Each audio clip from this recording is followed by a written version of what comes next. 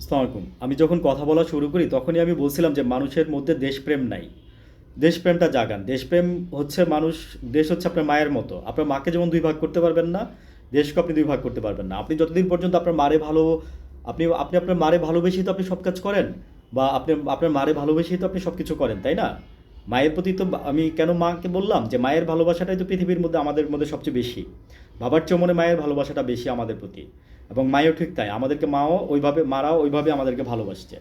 তো আমি মায়ের ভালোবাসাটা দিয়ে বুঝাইছি, এবং দেশ তো মায়ের মতো।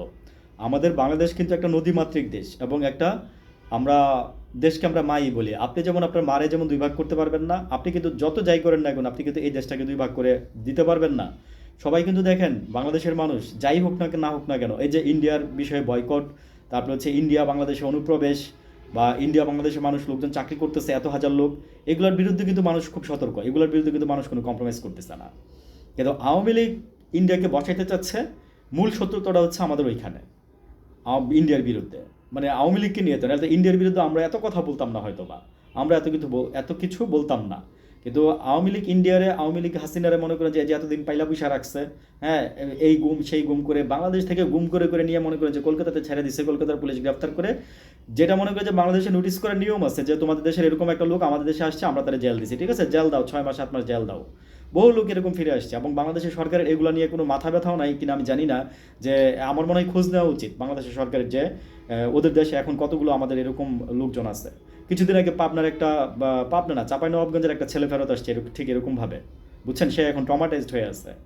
ভাই, একটা মানুষ ধরলো না, ছুঁইলো না, খাইলো না, কিছু করলো না, শুধু সে একটা ফেসবুকে একটা পোস্ট দিছিল হাসিনারে নিয়ে, ঠিক আছে, শুধু একটা পোস্ট দিছিল।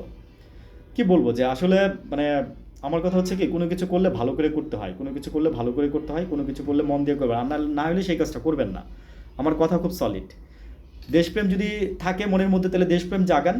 হ্যাঁ, আর দেশপ্রেম না বুঝলে কাউকে জিজ্ঞেস করেন দেশপ্রেম কি, ঠিক আছে, আর দেশের প্রতি রেসপন্সিবিলিটি কি। আপনি মনে করছেন যে খাইলেন বাঁচলেন, আর মনে করেন যে টয়লেট করলেন, বাথরুম করলেন, হ্যাঁ, আপনি সব করে, মানে আপনার এটাই উন্নতি না আপনার লাইফের কোনো, ঠিক আছে। আপনি দেশের জন্য কিছু করে যাবেন, দেশ আপনাকে মনে রাখবে। আপনি এটা এটা এটা হচ্ছে বড় কথা, ঠিক আছে।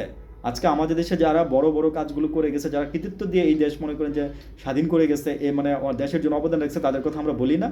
এখন বই পুস্তকে লেখা আছে তাদের কথা মানুষ এখনো মুখে মুখে বলে, বুঝছেন। আপনারা কেন ভুলে যান, আপনারা কেন ভুলে যান যে আপনারা বাঙালি জাতি, ঠিক আছে, আপনারা বাংলাদেশ, আপনারা এক একজন বাংলাদেশ, বিকল্পকে তুমি, তোমরা, আমরা, এই কথাটা ভুলতেছেন কেন ভাই আপনারা?